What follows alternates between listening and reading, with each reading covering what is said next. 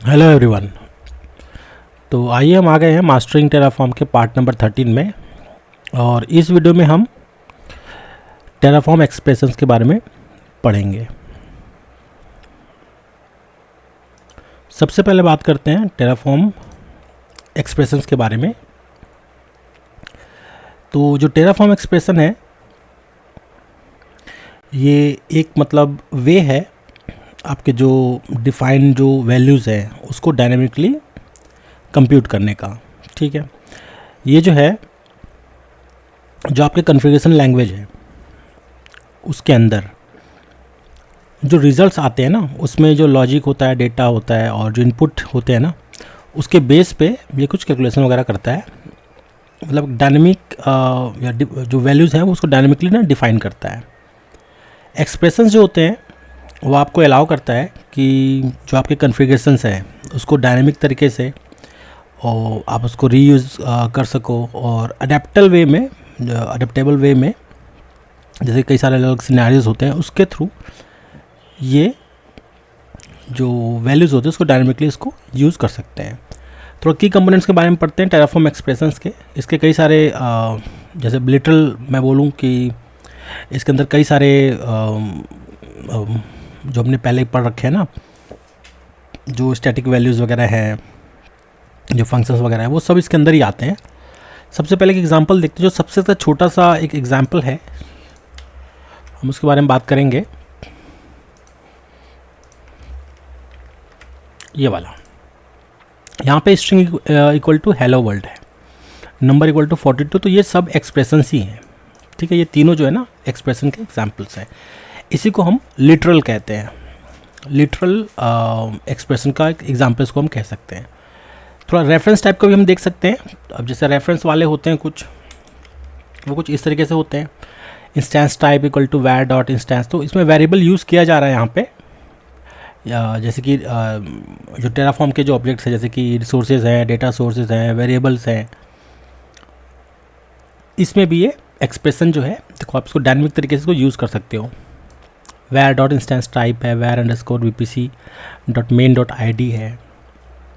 Functions भी होते हैं, फंक्शंस भी हमने पढ़ा था। फंक्शंस टाइप्स के भी एक्सप्रेशंस होते हैं। ये देखिए यहाँ पे ये फंक्शन है CIDR अंडरस्कोर सबनेट और इसके अंदर ये देखो डायनेमिक तरीके से इसको कैलकुलेट किया गया है। कैलकुलेट न्यू सबनेट CIDR यहाँ से इस तरीके से।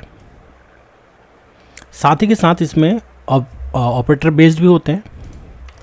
ये आपके ऑपरेटर बेस्ड है। यहाँ पे आपको दिख जाएगा कंडीशनल ऑपरेटर यहाँ पे लगा हुआ है, ये कंडीशंस है। तो ये भी एक एग्जांपल है आपका कंडीशनल एक्सप्रेशन का। इसी तरीके से थोड़ा इसको और समझेंगे तो 4 एक्सप्रेशंस भी होते हैं। जैसे यहाँ पे सबनेट आईडीज़ है। यहाँ पे ये क्या करता है, जो आपका डेटा है उसके स्ट्रक्चर को या उसको इटरेट करता है आपके जो कलेक्शंस है उसको। तो यहाँ पे इसलिए 4 लगा हुआ है। तो ये भी एक एक्सप्रेशन का एग्जाम्पल है। एक स्प्लिट एक्सप्रेशन भी आते हैं, उसको भी समझ लेते हैं। इसका जो एग्जांपल है वो ये है, instance IP equal to AWS underscore instance dot web और ये स्टार डाल दिया है तो web star dot public underscore IP। ये स्प्लिट एक्सप्रेशन का एग्जांपल है।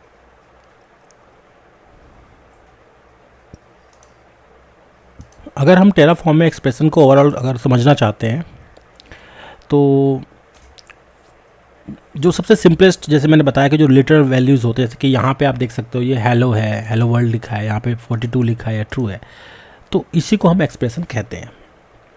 ये कई जगह पे आपके यूज़ हो सकते हैं आपके टेराफॉर्म लैंग्वेज के अंदर। लेकिन कुछ कॉन्टेक्स्ट में हम ये कह सकते हैं कि जो एक्सप्रेशन है ना वो उसमें कंस्ट्रक्ट्स वगैरह जो होते हैं वो अलाउड होते हैं। जैसे कि कई सारे लिटरल वैल्यूज़ से आप या कुछ फॉरबिडन आपके वैल्यूज़ वगैरह हैं तो सब मिला के आप काफ़ी सारे मतलब एक्सप्रेशंस पे आप काम करते हो और उसके थ्रू आप कई सारे टेराफॉर्म के कॉन्फ़िगरेशन को परफॉर्म कर सकते हो।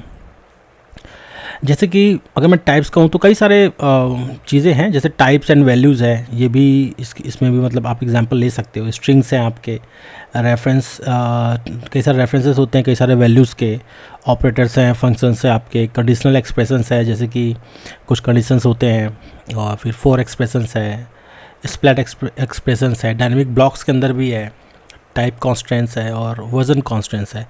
तो ये सब ना आपके एक्सप्रेशंस के एग्जांपल हो सकते हैं।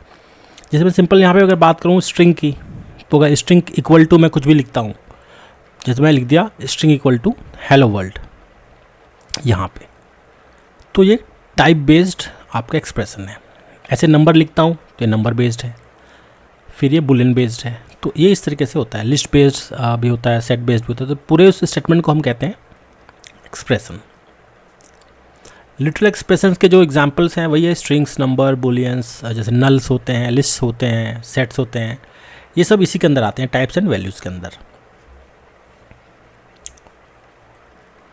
मैप्स भी हमने देखा हुआ है पहले कि मैप्स क्या होता है। अगर मैं टू लिस्ट की बात करूं कि टू लिस्ट भी हमने पहले भी देखा हुआ है। टू लिस्ट, जैसे टू लिस्ट है तो ये भी एक हमारा एक्सप्रेशन बन रहा है। ये डायनेमिकली ये कुछ सेट कर रहा है ना यहाँ पे, इसलिए। इसी तरह मैप्स भी होते हैं, इंडिसेस और आपके एट्रीब्यूट्स भी होते हैं। जैसे लोकल डॉट लिस्ट 3, तो थर्ड नंबर का जो वो है एरे जो है उसको वो लेगा।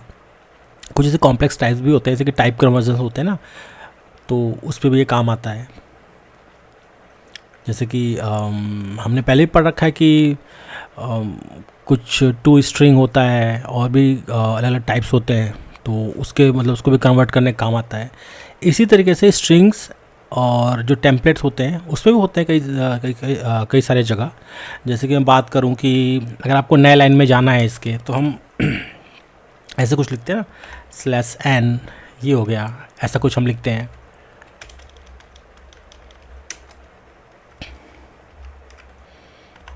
ये इस तरीके से भी हम कई जगह लिखते हैं। कई जगह पे हम R लिखते हैं कैरेज रिटर्न के लिए। ये जो ऊपर वाला होता है न्यू लाइन के लिए होता है। जैसे आप कुछ कन्फ्यूजन लिखते जा रहे हो तो उसमें नया लाइन जोड़ने के लिए, नया लाइन पे डालने के लिए, जैसे आप कुछ मैसेज है उसको नया लाइन पे डालना है तो /n लिखते हो। और इसको कैरेज रिटर्न के लिए आप यूज़ कर सकते हो। इसको आप जो है ये T जो है इसको टैब के लिए यूज़ कर सकते हो, ठीक है। ऐसे ही और भी होते हैं। जैसे लिटरल जो कोड डालना है, कोड के लिए ऐसे यूज़ हम करते हैं, ऐसे सिंगल कोड। और भी बहुत सारे आपको ऐसे मिल जाएंगे। यूनिकोड कैरेक्टर के लिए भी अलग से होता है। सप्लीमेंट्री प्लान्स होते हैं, कई सारी चीज़ें हैं। सीक्वेंस के लिए भी आपको मिल जाएंगे। जैसे सीक्वेंस के लिए आप $$ लिखते हो और उसके आगे आप कर्लीज में लिखते हो, ये वाले, तो ये भी आपको मिल जाएगा। कई सारे आपके हियर डॉक स्ट्रिंग्स भी होते हैं। ये एग्जांपल हमने लास्ट वीडियोस में देखा था। ये वाले EOT लिखा हुआ है, ठीक है, और यहाँ पे हेलो वर्ल्ड और यहाँ पे EOT, तो ये हेलो वर्ल्ड इसको लेगा। ये इसी को हम हियर डॉक स्ट्रिंग्स कहते हैं। यहाँ पे क्या हो रहा है, जो ये जो है और लास्ट में ये हियर डॉक के एग्जाम्पल है। डिलिमिटर होता है इसके अंदर और लाइन ब्रेक होता है। ये लाइन ब्रेक हुआ है इसके बाद, ठीक है। ये हेलो एक लाइन में है, दूसरा लाइन पे ये हुआ है। जैसन से जब YAML पे करना पड़ता है तो वो भी है। तो ये सब जो है स्ट्रिंग्स और टेम्पलेट्स के अंदर आते हैं।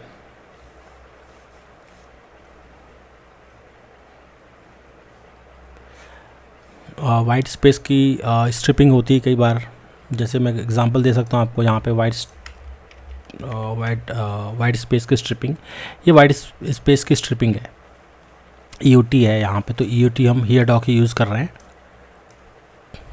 यहाँ पे, मतलब मिला रहे हैं उसको, यहाँ पे फोर लूप चला रहे हैं, ठीक है। जैसे कई सारे आपको एग्जांपल्स मिलेंगे।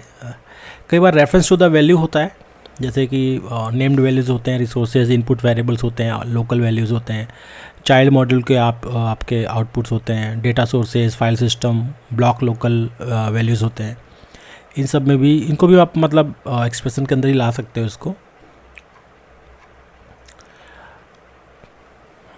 ऑपरेटर भी आप मान सकते हो, जो प्लस माइनस इनटू होता है, इसको भी हम ऑपरेटर कहते हैं। फंक्शंस जो हम कॉल कर सकते हैं वो भी एक्सप्रेशन ही होते हैं। जैसे कि मैं एक एग्जांपल दूँ आपको, मिनिमम इक्वल टू, तो मैं लिख दूँगा नंबर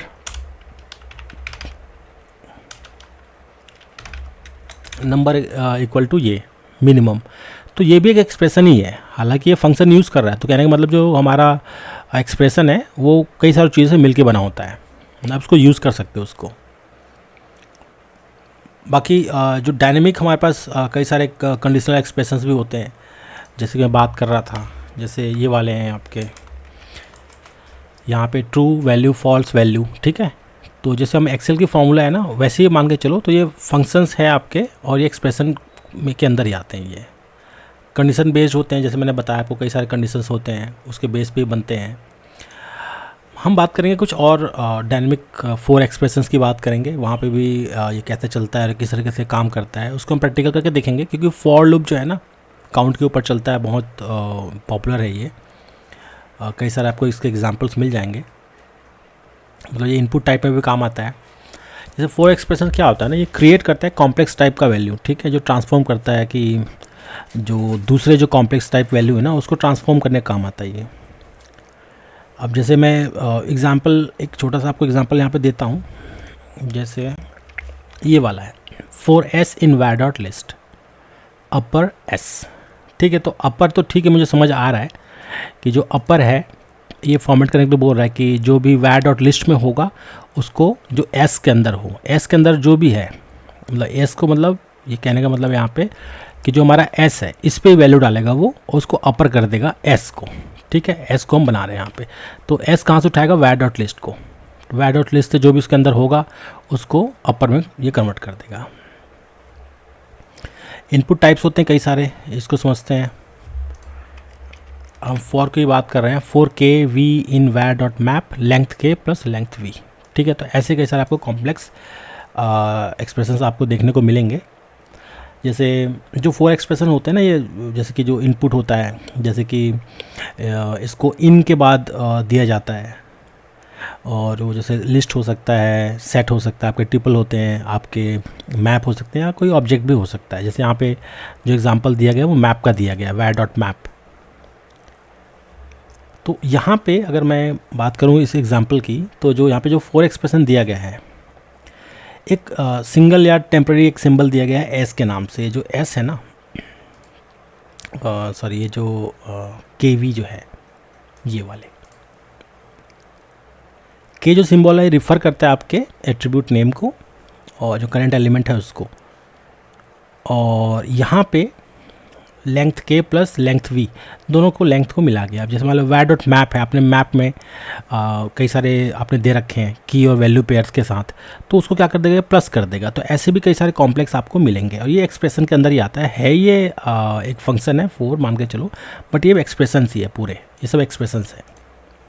डायनेमिक मतलब आपको कुछ चाहिए होगा, या टेराफॉर्म के अंदर आपको कुछ डायनेमिक काम करवाना है वैल्यूज़ के अंदर, तो ये इसी काम आता है। ये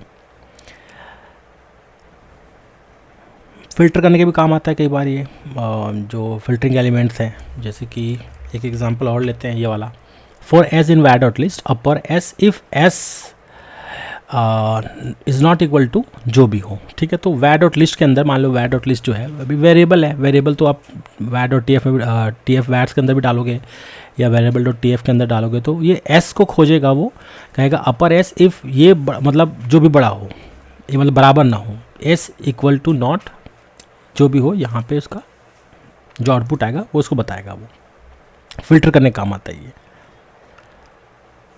एलिमेंट के ऑर्डरिंग में भी ये काम आता है, ऑर्डर करने में, ग्रुपिंग के रिजल्ट्स में भी काम आता है ये। जो और भी मतलब कई सारे इसके एग्जांपल्स आपको मिल जाएंगे फॉर लूप के, कि अब इसको हम लूप क्यों कहते हैं, क्योंकि ये बार बार उसको चलाते रहता है। तो इसका भी हम एग्जांपल लेंगे कि रेफरेंस के हिसाब से कैसे, जैसे कि अगर मैं एक और भी जैसे हम डिटेल्ड इसको समझना चाहें फोर के अंदर कि कैसे ये काम करता है,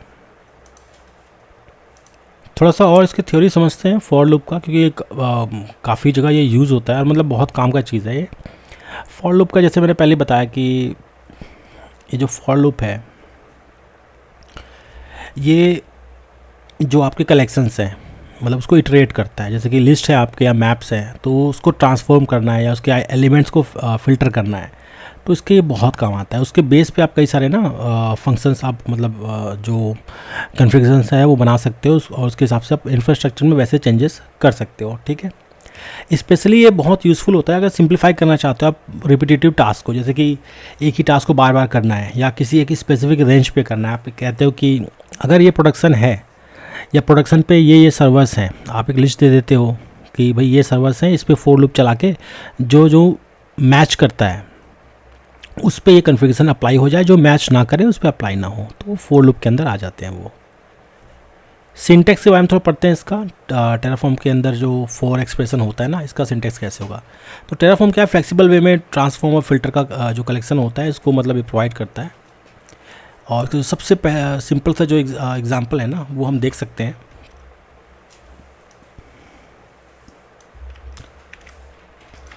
ये हमेशा ये जो स्क्वायर ब्रैकेट होता है उसके अंदर होता है, 4 item in var dot collection transformation if condition. ये एक इसका एक आप कह सकते हो कि एक ब्लूप्रिंट है या फॉर्मूला है, आप ऐसा मान के चलो। 4 करेगा आइटम को कि भाई आइटम को 4 करो इन वैर डॉट कलेक्शन, मतलब वैर डॉट कलेक्शन के अंदर ना इसको खोजो बोल रहा है। इसके अंदर ये जो आइटम है एस वी या जो भी आप यहाँ पे वैल्यू देना चाहते हो उसको खोजेगा, फिर ट्रांसफॉर्म करेगा अगर कंडीशन मैच करता है तो, जो भी आप कंडीशन देना चाहते हो। तो ये इसका फॉर्मूला ऐसे मान के चलो। अब इसका थोड़ा सा एग्जांपल देख लेते हैं और इसको और अच्छे समझने के लिए कि इसका एग्जांपल अब और हम किस तरीके से समझ सकते हैं अगर प्रैक्टिकल इसको हम देखें। तो ये जो एग्जांपल है ये क्या कह रहा है, 4 इंस्टेंस इन AWS इंस्टेंसेस, मतलब ये बोल रहा है कि जो इंस्टेंसेस है ना ये AWS इंस्टेंसेस के अंदर, तो AWS इंस्टेंसेस जो है हमारे जो AWS का जो प्रोवाइडर है उसके अंदर ही आता है ये। और यहाँ पे इंस्टेंस को खोजने के लिए बोल रहा है कि अपर केस में अगर इंस्टेंस का जो नाम है, ठीक है, ये जो नाम है अगर रनिंग लिखा रहा है तो आप इसको फ़िल्टर कर दो। तो आप ये समझ लो कि जितने भी रनिंग वाले इंस्टेंसेस हैं आपके किसी पर्टिकुलर अकाउंट में, आप उसको पूरा फ़िल्टर करके निकाल सकते हो। मतलब आपको अगर देखना हो ना तो ये फोर लूप ऐसे भी काम आता है। फोर जो है अगर जो आपका जो आउटपुट है अगर वो मैप है तो उसको हम कैसे यूज़ करेंगे, हम उसको भी देख लेते हैं। तो ये इस तरीके के जो आपके एक्सप्रेशंस होते हैं ना बहुत काम आते हैं ये। जैसे ये वाला है, यहाँ पे बोला जा रहा है कि 4 की value in var dot map. वैर डॉट मैप में जो की है उसको खोजो बोल रहा है, वैल्यू जो है उसको मतलब वैल्यू को खोजना है। की इक्वल टू या उससे छोटा हो ट्रांसफॉर्मेशन इफ़ कंडीशन, ये इसका एक आपको फॉर्मूला बताया है यहाँ पे कि ये इस तरीके से काम करेगा। अब इसका एग्जांपल कैसे होगा वो समझते हैं। यहाँ पे इसको जो हम लिखेंगे ना वो कर्ली में स्टार्ट करेंगे लिखेंगे। अब जैसे ऊपर वाले एग्जांपल को भी मैं थोड़ा सा इसमें समझते हैं। ये वाला फॉर नेम बोल रहा है instances in AWS instances, name equal to या बड़ा हो length instance dot tags if instances dot status equal to running. तो ये एक एक्सप्रेशन है 4 का। अब इसको कैसे यूज़ कर सकते हैं, मतलब एक्सप्रेशंस को टेराफॉर्म के अंदर फिल्ट्रेशन के लिए, म्यूटेशन के लिए, ग्रुपिंग के लिए, ये इसके मेन काम है। जैसे फिल्ट्रेशन की मैं एग्जांपल दूं, थोड़ा सा हम बड़ा कोड लिख के देखते हैं इसको। बड़े कोड में ये क्या कहता है, जैसे प्रोडक्शंस में है, आप प्रोडक्शन में आपको काम करना है तो कुछ इस तरह का एग्जांपल आप ले सकते हो। यहाँ पे क्या कहा जा रहा है, वेरिएबल बोल रहा है कि ठीक है AWS इंस्टेंसेस जो है ये वेरिएबल है। डिफ़ॉल्ट क्या है इसका, ID IG01 IG02। तो ऐसे एग्जांपल है अगर स्टेटस रनिंग है, स्टॉप्ड है या रनिंग है जो भी है, तो type equal to list object, वो लिस्ट कर दो, ID equal to string, status equal to string. तो ये एक एग्जांपल है।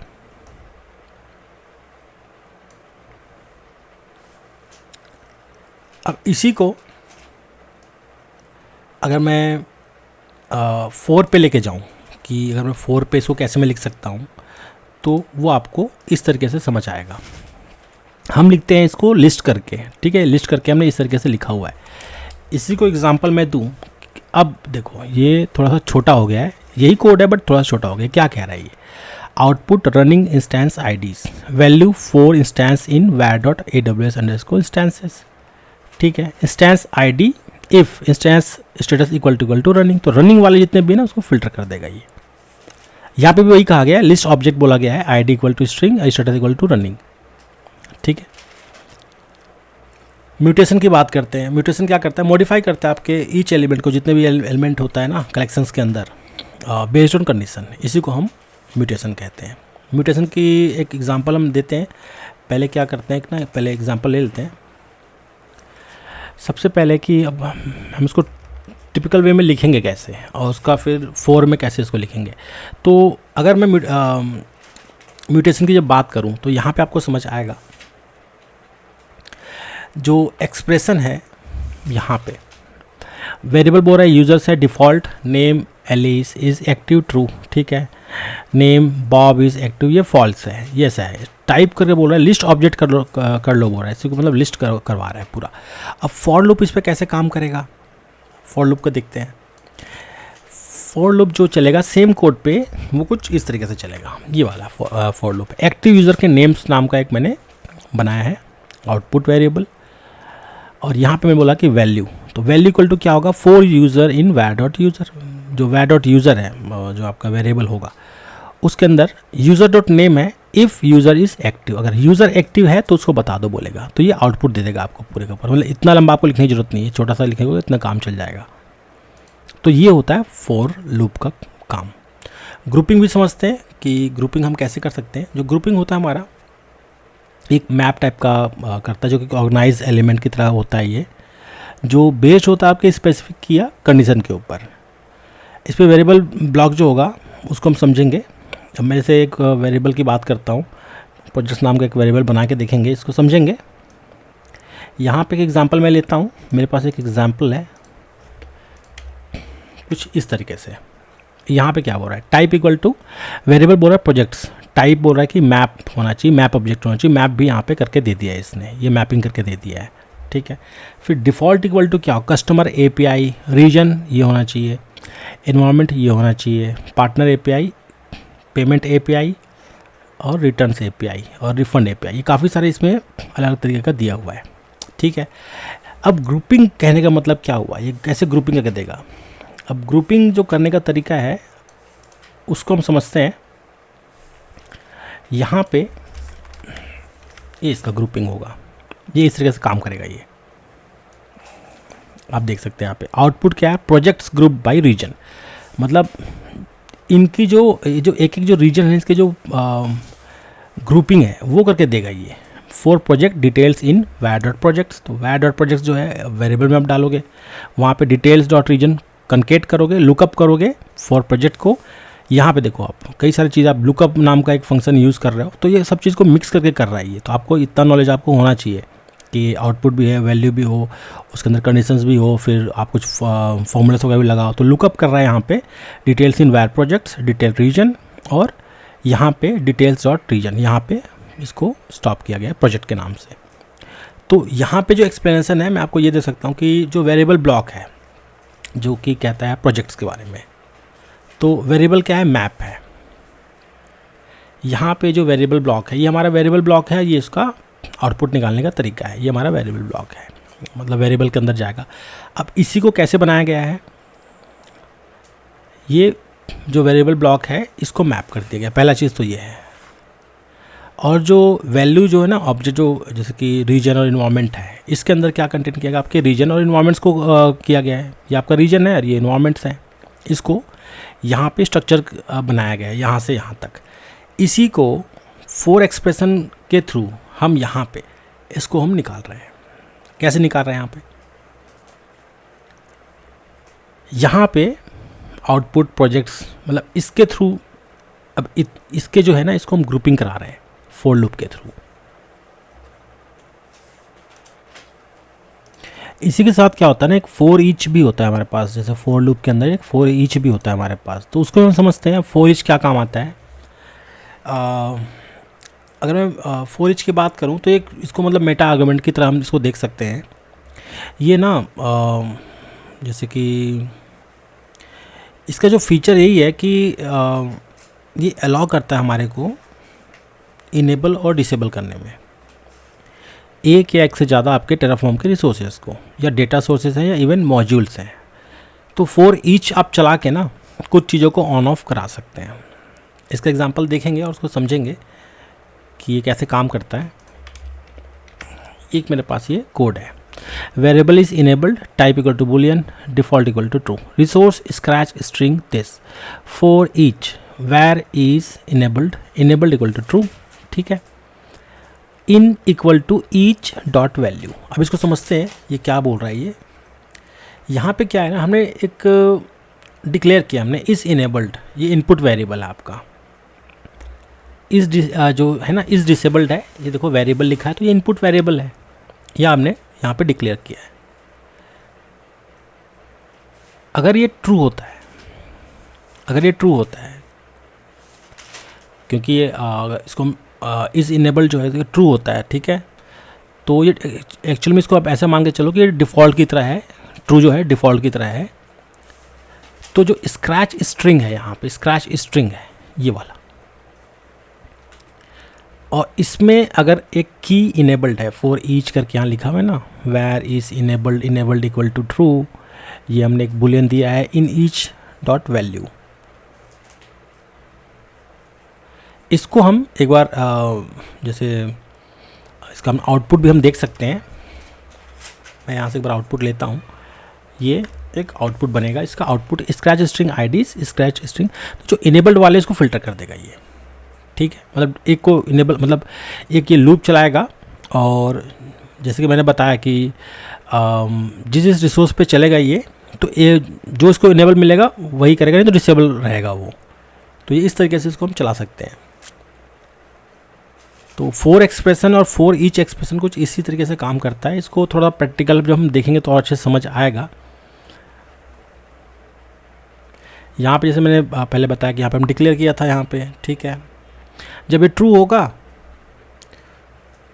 तो जो इंस्टेंस है भाई वो इनेबल बोल देगा, अगर फॉल्स होगा तो डिसेबल हो जाएगा, वो डिसेबल बताएगा। तो इसको इसी तरीके से इसका आउटपुट निकाला गया है यहाँ पे। ये भी काम का चीज़ है, कई जगह पे काम आता है, इसके कई सारे सिनारियोज़ हैं। अब रियल वर्ल्ड अगर एग्जांपल्स पे अगर जाओ तो टेराफॉर्म एक्सप्रेशन के और भी कई सारे कह सकते हैं कि आपको और एग्जांपल्स मिल जाएंगे। एक बार इसको थोड़ा रिवाइज करने की कोशिश करेंगे हम और समझेंगे। एक ये वाला है मेरे पास, वेरिएबल इंस्टेंस काउंट, डिफ़ॉल्ट 3 है, रिसोर्स AWS। तो ये एक टिपिकल वे है, एक फंडामेंटल एग्जांपल है आपका। यहाँ पे क्योंकि देखो हमारा जो टेराफॉर्म है मतलब वर्सटाइल एक कह सकते हैं कि एक infrastructure as a code tool है। एक्सप्रेशंस इसमें बहुत ज़्यादा यूज़ होते हैं और डायनेमिक वे में ये कॉन्फ़िगरेशंस को चेंज करते रहते हैं। तो यही सब हमने पढ़ा था कि ये सब चीज़ क्या है। फंक्शंस के थ्रू भी हमने पढ़ा कि कैसे फंक्शंस के थ्रू हम एक्सप्रेशन को समझ सकते हैं। ये भी एक्सप्रेशन का एक वो है, इसमें कई सारे फंक्शंस आप यूज़ कर सकते हो। एलिमेंट नाम का देखो यहाँ पे है, ये सब डायनेमिकली इसको बना दिया गया है। तो ये भी एक तरह से क्या होता है, एक्सप्रेशंस के अंदर आता है। इसी तरीके से आप कंबाइन भी कर सकते हैं। मैं कंबाइनिंग की भी बात कर रहा था कि जो एक्सप्रेशंस और फंक्शंस हैं इसको आप कंबाइन कर सकते हो एक साथ। जैसे कि ये वाला एग्जांपल है, यहाँ पे एंड काउंट इंडेक्स लिखा हुआ है, कनकेट है, यहाँ पे मर्ज है, यहाँ पे एक मर्ज है, ठीक है। और मर्ज के अलावा और भी यहाँ पे दिख रहा है मुझे, ये हमारा तो यहाँ पे हमने वेरिएबल बना रखा है, यहाँ पे इसको मैप करा रखा है। फिर इसको यहाँ पे AMI वगैरह डाल के इसको हमने काउंट कर रखा है, काउंट डॉट इंडेक्स। तो इसके कई सारे से आपको एग्जांपल्स मिल जाएंगे। तो चलिए थोड़ा लूप्स को और अच्छे से समझने की कोशिश करेंगे हम यहाँ पे। सबसे पहले समझते हैं कि जैसे लूप है। अब लूप देखो एक्चुअल में ये काफ़ी इम्पोर्टेंट है आपके टेराफॉर्म के कॉन्फ़िगरेशन मैनेजमेंट के अंदर, मतलब जो कॉन्फ़िगरेशन फाइल्स है उसके अंदर। अगर मैं लूप की बात करूँ, ठीक है, तो जैसे हमने पहले बताया मैंने कि ये कलेक्शंस को हैंडल करने का काम आता है। और मल्टीपल, जैसे आपको बहुत सारे इंस्टेंसेस बनाने हैं, रिसोर्सेज बनाने हैं, है ना, और जो मॉड्यूल्स वगैरह हैं उसको बार बार जो कोड को रिपीट नहीं करने की ज़रूरत पड़े, ठीक है, इसके लिए हम इसको यूज़ करते हैं लूप को। लूप 3 तरीके के होते हैं। पहला जो होता है काउंट, फॉर ईच और फॉर, ये 3 तरीके के होते हैं। सबसे पहले काउंट के बारे में बात करते हैं। अभी हमने जो पीछे पढ़ा था और काफ़ी सारे मैंने एग्जांपल्स दिए थे, हम वही पढ़ने वाले हैं, बट इसको थोड़ा सा और अलग वे में पढ़ेंगे। काउंट जो है वो क्या करते हैं, मोस्ट प्रिमिटिव है ये क्या करता है आपके, ये अलाउ करता है कि स्पेसिफिक जैसे कोई होल नंबर है और जैसे मैनी टाइम्स इसको आपको इंस्टेंसेस बनाने हैं, या मतलब जैसे एग्जांपल आप ऐसे ले सकते हो कि जैसे आपका AWS के अंदर आपको कई सारे S3 बकेट बनाने हैं, मान के चलो 10 बनाने हैं, ठीक है। तो 10 को हम कैसे लिखेंगे, कुछ इस तरीके से बनेगा ये, resource AWS S3 bucket, test नाम दिया है, काउंट बोल दिया 10, तो 10 बार बनाएगा ये, ऐसा कुछ है। अगर यहाँ पे मैं लिख दूँ, जब मतलब होता है ये कि जब काउंट में जब यूज़ होता है ये, जब काउंट चल रहा है आप इसको चलाओगे, ठीक है, तो यहाँ पे जो काउंट है 10 है,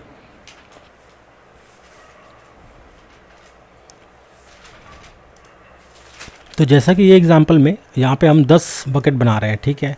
अब होता क्या है, अगर मैं प्रैक्टिकल इसकी बात करूँ तो प्रैक्टिकल यही होता है कि जब काउंट चल रहा होता है ना, ये यूज़ में होता है, तो जो भी आप रिसोर्सेज वगैरह बना रहे हो आपके, तो जो भी रिसोर्स होते हैं यहाँ पे जो मॉड्यूल्स वगैरह सबके ना एक इंडेक्स होता है, 0 से स्टार्ट होता है। अगर मैं 10 बोलता हूँ तो इसका जो लास्ट बकेट बनेगा वो 9 होगा, 0 से स्टार्ट होता है, 0 1 2 3 4 करके 9 तक होगा।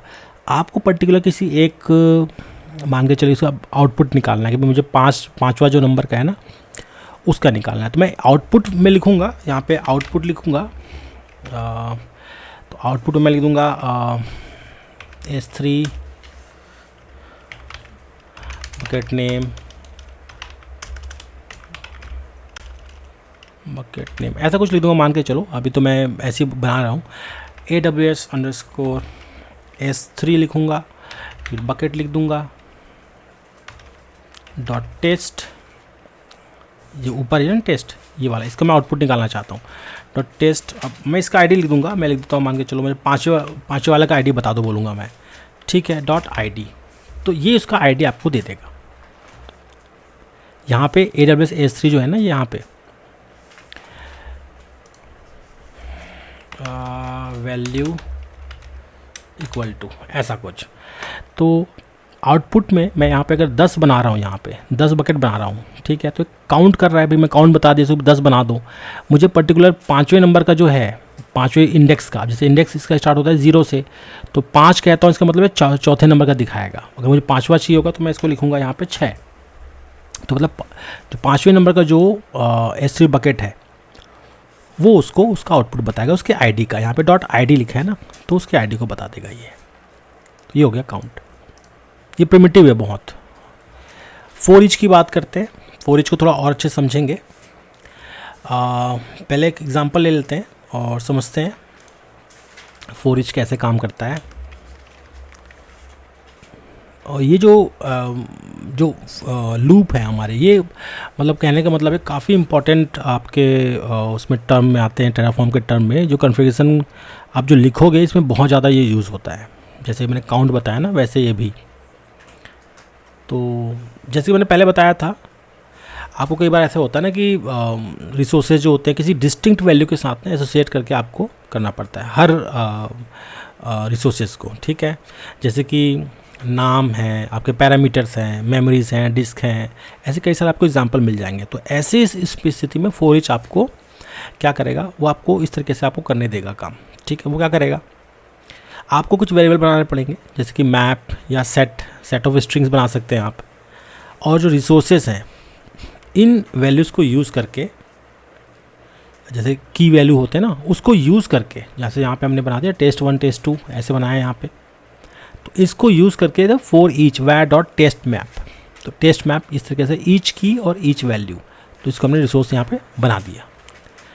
यहाँ पे हमने कुछ दे दिया, जैसे मान लो यही चीज़ मैं अगर बात करूँ, फॉर ईच की बात करूँ मैं, अगर एक आपको टैग्स डालने हैं, सभी जगह टैग्स डालने हैं, ठीक है।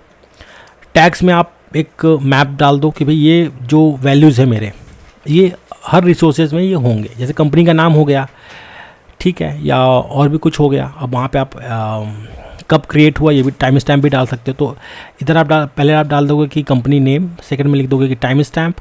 टाइम स्टैम्प में आप जो है नाउ वाला फंक्शन आप यूज़ कर लोगे और यहाँ पे आप कंपनी का नाम डाल दोगे। तो ये जो दोनों टैग है मेरे सब जगह होना चाहिए। तो उस टाइम पे फॉर ईच पे आप यूज़ कर सकते हो और जितने भी रिसोर्सेज हैं, चाहे आप किसी चीज़ का रिसोर्सेज हो, आप उसको टैग कर सकते हो। मतलब ये मतलब प्रैक्टिकल एक एग्जांपल आपको ऐसा मिल जाएगा। तो इस लूप के थ्रू आप जितने भी रिसोर्सेज हैं उसमें आपका टैग बन जाएगा, इसमें कंपनी का नेम होगा ही होगा, उसमें टाइम स्टैम्प भी होगा कि ये कब वो बना हुआ है। ठीक है,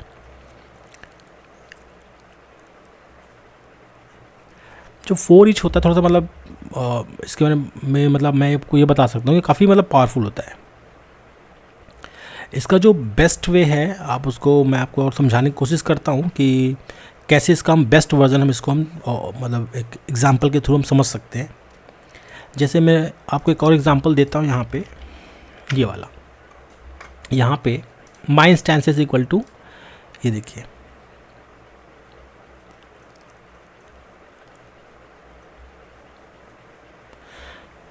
यहाँ पे माई इंस्टेंसेस लिखा हुआ है, इंस्टेंस इक्वल टू AMI, ये AMI लिखा हुआ है टाइप, फिर इंस्टेंस 2 इक्वल टू ये, ठीक है।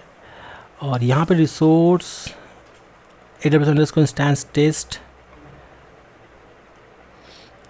AMI each dot value AMI और इंस्टेंस टाइप इक्वल टू, ये रिसोर्स है, ये मतलब ये क्रिएट करेगा और ये इंस्टेंसेस है।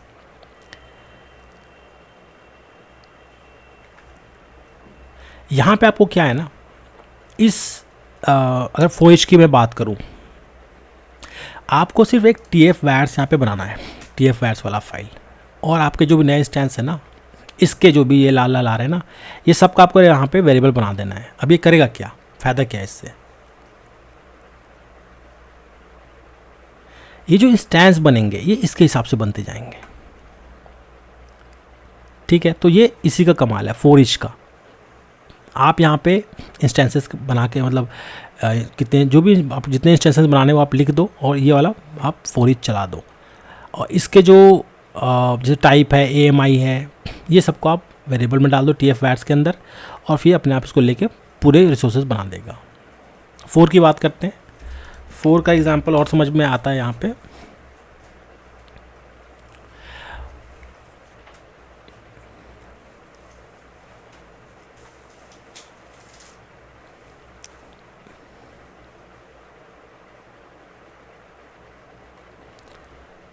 फोर जो है हमारा, इससे पहले भी हमने देख रहे थे कि फोर का जो काम है, फोर का जो एक्सप्रेशन है, जो कॉम्प्लेक्स टाइप के जो वैल्यूज़ होते हैं ट्रांसफॉर्म करने काम आता है ना, जैसे किसी और कॉम्प्लेक्स टाइप में करने काम आता है। हम यही समझ रहे थे इसके बारे में। इसका एग्जांपल वगैरह भी हमने देखा था, इनपुट टाइप वगैरह समझा था हमने, और किस तरीके से काम करता है ये। इसका जो सबसे अच्छा एग्जांपल जो हमने देखा था वो यही था, ये वाला एक एग्जांपल था मेरे पास, यहाँ पे फॉर नेम करके वेरिएबल है यूजर्स करके, एलिमेंट ऑर्डरिंग के काम आता है, ग्रुपिंग के काम आता है। तो ये जो फॉर वाला जो है ना, ये भी काफ़ी चलता है। ये फॉर ईच तो ठीक है, वो अलग तरीके से काम करता है, बाकी सबसे ज़्यादा ये फॉर ही चलता है, ये बहुत ज़्यादा चलता है, बहुत काम आता है ये।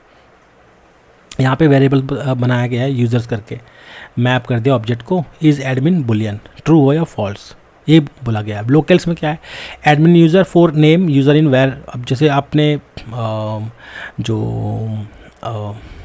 इनपुट दोगे उसके हिसाब से अपने आप डिसाइड कर लेगा कि भाई ये एडमिन है कि नहीं है। तो एक ऐसा भी आप बना सकते हो। तो आप सोचो कितना डायनेमिक है। यहाँ पे आपने वेरिएबल दे दिया कि भाई ये जो यूज़र है आपका एडमिन है कि नहीं है, उसी को आप चेक कर सकते हो। रेगुलर यूज़र कौन कौन से हैं और एडमिन यूज़र कौन कौन से हैं। तो इस तरीके से डायनेमिक मतलब रिपीटेड जो कन्फिगरेशन होते हैं ना, इसको इस तरीके से आप इसको यूज़ कर सकते हो। तो अभी तक से जो भी हमने पढ़ा ना फॉर लूप के बारे में, ये सब देखो हमने एक्चुअल में रियल में जो प्रोडक्शन होता है अभी तक से हमने ना प्रैक्टिकल नहीं किया। बट आपको ना एक थियोरेटिकल आपको नॉलेज ये होना चाहिए कि भाई ये जो लूप्स है ना कई तरह के काम करते हैं। और आप कह लें कि एक ना काफ़ी इंपॉर्टेंट टर्म है ये लूप, जो हमने फंक्शंस वगैरह पढ़े हैं, वेरिएबल है, तो छोटे मोटे चीज़ें हैं, ये तो ऑलमोस्ट सब जगह होता है। बट फॉर लूप जो होता है तो चलाने का जो तरीका है ना, बहुत लोगों को पता नहीं होता, कई लोगों को समझ नहीं आता। ये ऐसा ही है बिल्कुल जैसे कि अगर मैं बात करूँ एक्सेल की बात करूँ तो वहाँ पे वी लुकअप होता है, एच लुकअप होता है, ऐसा कुछ आप मान के चलो। बट ये प्रोग्रामिंग के हिसाब से होता है कि आप एक पूरा एरे में या एक पूरे कलेक्शंस है, जैसे आपको कहा जाए कि जो एक EMI को आपको उठाना है या EMI का आइडिया आपको निकालना है, तो आप फोर लूप की वजह से ना उस EMI को परफेक्ट उसी EMI को आप उठा सकते हो, फिल्टर कर सकते हो। आपके कई सारे जो इंस्टेंसेस हैं, रिसोर्सेज हैं, कितने सारे आपके स्नैपशॉट फालतू पड़े हुए हैं, कौन कौन से डेड हैं, है ना, कौन से ऑलरेडी डिलीट हो गए हैं, कौन से अभी भी एक्टिव हैं, उनको फॉर लूप के थ्रू आप निकाल सकते हो, एक लिस्ट बना सकते हो। तो आप ये समझो, अगर आपको फॉर लूप चलाना आ गया तो काफ़ी सारे चीज़, जैसे हम होता क्या प्रैक्टिकली यही होता है कि हम, अगर आपकी कंपनी ने आपको बोला कि AWS के कुछ रिसोर्सेज हैं, इसको आपको डिलीट करना है, तो आप AWS के जो CLI कमांड है उससे आप निकालते हो। एक तो ये है। कई बार ऐसे होता है कि मतलब कुछ मतलब निकलता भी नहीं, कई बार पॉसिबल होता है निकालना, लेकिन थोड़ा सा लैक ऑफ नॉलेज की वजह से भी निकलता नहीं है कई बार, और वो कई बार प्रॉब्लम क्रिएट भी करता है। इन सब चीज़ों को आप डायरेक्ट API एक्सेस से, भाई आपका टेराफॉर्म में डायरेक्ट API से बात करता है, तो वहाँ से थ्रू, मतलब आपको अगर फोर लूप चलाने आता है तो उसके थ्रू आप बहुत सारी चीज़ काम आराम से कर सकते हो, अच्छे से अच्छा रिपोर्ट निकाल सकते हो। अगर आप AWS CLI की बात करो तो उसको वो जो भी रिपोर्ट देता है वो JSON में देता है, उसको फिर आपको एक्सेल में या किसी और CSV वगैरह में उसको आप फॉर्मेट करना पड़ता है, तो वो एक अलग वे है करने का, बट वो थोड़ा सा कॉम्प्लेक्स बन जाता है। इस चीज़ को आप यहाँ सिंपली आप कर सकते हो। तो यहाँ पे हो गया हमारा लूप्स। जो स्प्लैट एक्सप्रेशंस है, ये मतलब कई जगह पे काम आता है। स्प्लैट जो एक्सप्रेशंस होते हैं वो भी, ये भी काम का चीज़ है, इसको भी एक बार समझ लेते हैं। यहाँ पे वेरिएबल बोला गया है, वेबसाइट की सेटिंग बोला गया है, ठीक है। टाइप इक्वल टू ऑब्जेक्ट होना चाहिए बोल रहा है, इंडेक्स स्ट्रिंग होना चाहिए, एरर डॉक्यूमेंट ये। तो AWS S3 की बात कर रहा है कि AWS S3 का कुछ एग्जांपल नाम का क्रिएट कर दो बोल रहा है। डायनेमिक होगा वेबसाइट बोल रहा है, ठीक है, डायनेमिक है, ये वेबसाइट बोल दिया। For each where website setting star. अब यहाँ पे जो है ना, ये आपको समझने की कोशिश करना। इस एग्जाम्पल में क्या कह रहा है ना, जो डायनेमिक ब्लॉक है ये क्या करता है, जनरेट कर रहा है 0, और जो इसके नेस्टेड ब्लॉक्स हैं, जिसके अंदर के जो ब्लॉक्स हैं ना, एक कलेक्शन का वैल्यू देता है। यहाँ पे क्या कहा गया, where dot website dot setting, एक सिंगल ऑब्जेक्ट है जो कि मतलब नल भी हो सकता है, ऐसे कि नल नहीं हो सकता, नल हो सकता है, बट जो डायनेमिक ब्लॉक है फॉर ईच एक्सप्रेशन यूजेस, ठीक है। यहाँ पे फॉर ईच एक्सप्रेशन जो यूज़ कहा गया है, अब ये क्या है, मतलब ये एक वेबसाइट का आर्गुमेंट है, वेबसाइट अंडरस्कोर सेटिंग स्टार।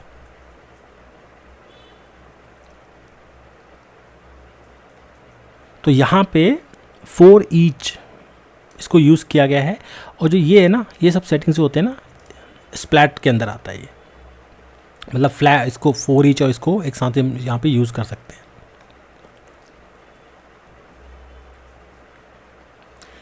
थोड़ा सा इस, अब ये जो हमने जो ये जो कन्फिगरेशन लिखा है, इसको थोड़ा और अच्छे से समझने की कोशिश करते हैं, तो मतलब थोड़ा और गहराई में पढ़ेंगे तो और अच्छे से समझ आएगा। तो ये जो हमारा स्प्लैट एक्सप्रेशन जो होता है हमारा यहाँ पे, इसका एक स्पेशल बिहेवियर होता है कि जो अप्लाई करता है आपके जो वैल्यूज़ आप डालते हो उस पर, और जो वैल्यू मान के चलो कोई लिस्ट में नहीं है, या लिस्ट है, या सेट बोल लो, या फिर ट्यूपल है, तो उनमें ये इसका जो बिहेवियर है वो आप देख सकते हो। अगर मैं बात करूँ वैल्यूज़ की, तो जैसे कि अगर कोई भी वैल्यू है अदर देन नल, ठीक है, तो स्प्लैट एक्सप्रेशन क्या करेगा, ट्रांसफॉर्म कर देगा इसको एक सिंगल एलिमेंट लिस्ट के ऊपर। अगर मैं इसको एक्यूरेट तरीके से मैं बात करूं तो आप ये समझ सकते हो कि ये जो सिंगल एलिमेंट ट्यूपल वैल्यू की तरह इसको आप ट्रीट करेगा ये। अगर आपका वैल्यू जो है वो नल होगा तो स्प्लैट एक्सप्रेशन क्या करेगा, एक एम्प्टी ट्यूपल आपको, या जो लिस्ट है उसको वो रिटर्न करेगा। मतलब ये कई जगह पे इसको यूज़फुल मानते हैं, जैसे कि आप कोई मॉड्यूल जो है उसको यूज़ कर रहे हो, ठीक है, और वो कुछ इनपुट वेरिएबल आपसे मांगेगा जिसका मतलब डिफ़ॉल्ट वैल्यू नल है, ऐसा मान के चलो। तो उस वैल्यू के एब्सेंस में मतलब कोई और वैल्यू जो है उसको आप जो यूज़ करना चाहते हो, तो इसके थ्रू आप क्या कर सकते हो, जो मॉड्यूल है ना वो अडॉप्ट कर सकता है आपके वेरिएबल के वैल्यू को। टेराफॉर्म लैंग्वेज में मतलब ये फीचर होता है जो मोस्टली कलेक्शन के साथ, जैसे कि हम इस एग्जांपल में देख रहे हैं। यहाँ पे यही कहा गया है कि जो डायनेमिक ब्लॉक है यहाँ पे, है ना, जनरेट करता है, जो डायनेमिक ब्लॉक है ये वाला खासकर, ये एक्चुअल में ज़ीरो जनरेट करता है ये, ठीक है, नेस्टेड के अंदर जो इसके अंदर के जो वैल्यूज़ हैं वो। तो ये एक कलेक्शन वैल्यू है ये यहाँ पे, और ये डायनेमिक ब्लॉक है ये आपको ज़ीरो वैल्यू आपको देता है। जो इनपुट वेरिएबल है यहाँ पे var.website.setting, ये वाला var.website.setting है, इसके आगे जो लगा है ना ये स्क्वायर ब्रैकेट के अंदर, इसी को स्प्लैट कहते हैं, लेकिन ये हमेशा 4 ईच या 4 के साथ इसको यूज़ करना चाहिए।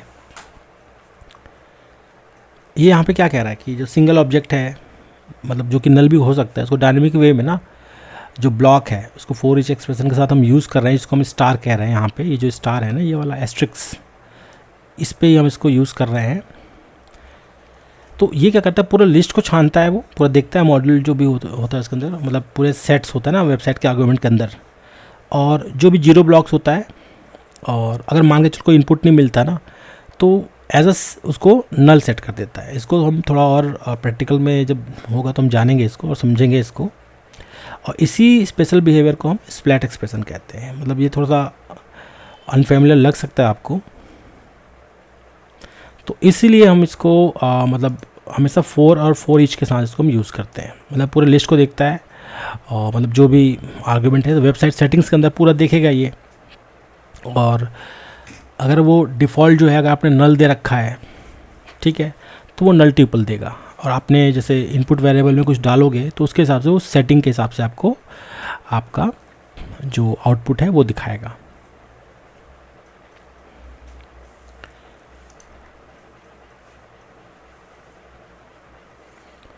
तो ये हो गया हमारा स्प्लिट एक्सप्रेशन। मतलब ऐसा नहीं कि इतना ही लिमिट है इसके अंदर, काफ़ी सारे चीज़ें होते हैं इसके अंदर टेराफॉर्म के अंदर। मतलब जो प्रोग्रामिंग के अंदर जाएंगे तो काफ़ी सारी चीज़ें हैं जो हमें मतलब कंसीडर करना पड़ता है और उसको अच्छे से समझना पड़ता है एक एक चीज़ों को।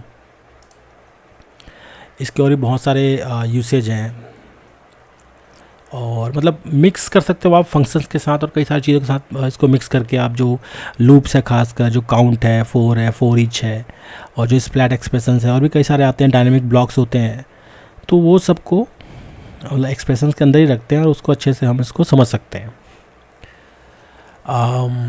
नेक्स्ट वीडियो में हम क्या करेंगे ना, जो भी हम काम करेंगे उसको मोस्टली हम प्रैक्टिकल के रूप में करेंगे। जो AWS के अंदर हम रिसोर्सेज बनाएंगे या एज़्योर पे बनाएंगे, उस पर हम प्रैक्टिकल करेंगे। और जो भी हमने अभी तक से जो सीखा है, क्योंकि जितना भी अभी हमने सीखा है एक्चुअल में प्रैक्टिकल नहीं है, हमने थ्योरी के हिसाब से इसको देखा है। और प्रैक्टिकली इसको कैसे रन करते हैं, कैसे चलता है आपके टेराफॉर्म के कॉन्फ़िगरेशन फाइल्स, आपके AWS में कैसे रिसोर्सेज वगैरह बनाते हैं, और किस तरीके से मतलब जो प्रॉब्लम्स है उसको हैंडल करते हैं। कैसे आपके प्रोडक्शन में कोई आस्क आता है कि भाई ये रिपोर्ट निकाल दो या ये बना दो या इस तरीके से कुछ काम करना है, तो वो कैसे उसको हम हैंडल करते हैं, तो वो हम मोस्टली हम प्रैक्टिकल के थ्रू इसको हम सॉल्व कर पाएंगे। यहाँ तक जो हमने पढ़ा पूरा थियोरेटिकल था, और मतलब इसके आसपास ही बहुत सारे क्वेश्चंस आते हैं आपको। और बेस्ट वे है इसको, अगर आप एग्ज़ाम की तैयारी कर रहे हो ना, तो आप टेराफॉर्म का जो ट्यूटोरियल था वो ज़रूर से पढ़ो। उसमें बहुत डिटेल से और अच्छे से बताया है, एक किताब की तरह, और काफ़ी अच्छे से आप उसको समझ सकते हो। तो आज के लिए इतना ही। मैं आपसे मिलूँगा मेरे नेक्स्ट वीडियो में, तब तक के लिए धन्यवाद।